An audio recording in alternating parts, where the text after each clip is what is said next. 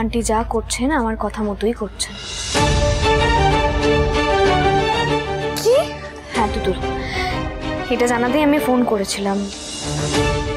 কি বলছো তুমি? আর হ্যাঁ, একটা জিনিস একটু খেয়াল রেখো তো, আন্টি যেন অভিনয় করতে গিয়ে একটু বেশি অভিনয় না করে ফেলে, তাহলে কিন্তু হিতে বিপরীত হয়ে যেতে পারে। ঠিক আছে চিলি, ঠিক আছে।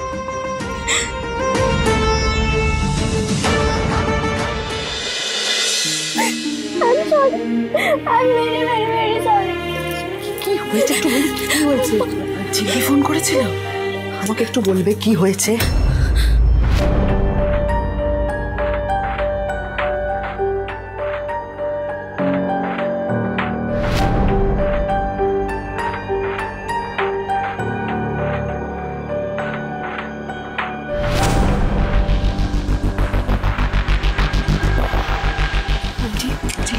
কি হলো কি?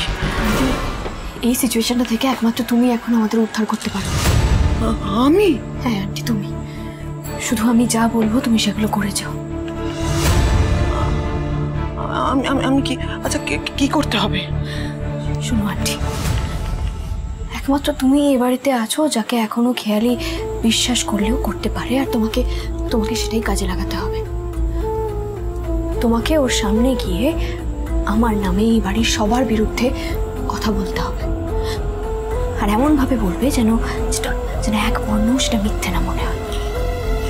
ঝিল্লি, আমি তোমার মতো এত নাটক করতে পারি না ঝিল্লি। পারতে হবে আন্টি, পারতে হবে তোমাকে। তোমার স্বামী, তোমার ছেলে, তারা কোনোদিনও এই তেঁতুল পাতা, এই শিমুল পোড়া এগুলো ছেড়ে যেতে পারে। বারবার শিকড়ের টানে আটকে গেছে। আর শুধু তাদের কথা কেন বলছি, তুমি নিজে পেরেছো চলে যেতে? পারতে তো আন্টি, বলো। আঙ্কেল মারা যাওয়ার পর তুমি তোমার ছেলে মেয়েকে নিয়ে তোমার বাপের বাড়ি চলে যেতে পারতে, সেই অপশন ছিল তোমার কাছে, কিন্তু তুমি যাওনি, কারণ তুমি নিজেও এই বাড়িটার টানে আটকে গেছো। আজ পারবে না আন্টি? পারবে না আমাদের এই বিপদটা থেকে উদ্ধার করতে? বলো না, পারবে না? সত্যি ঝিল্লি, আমার ঋষি ঠিক বলে, তুমি একটা ডিপো মেয়ে।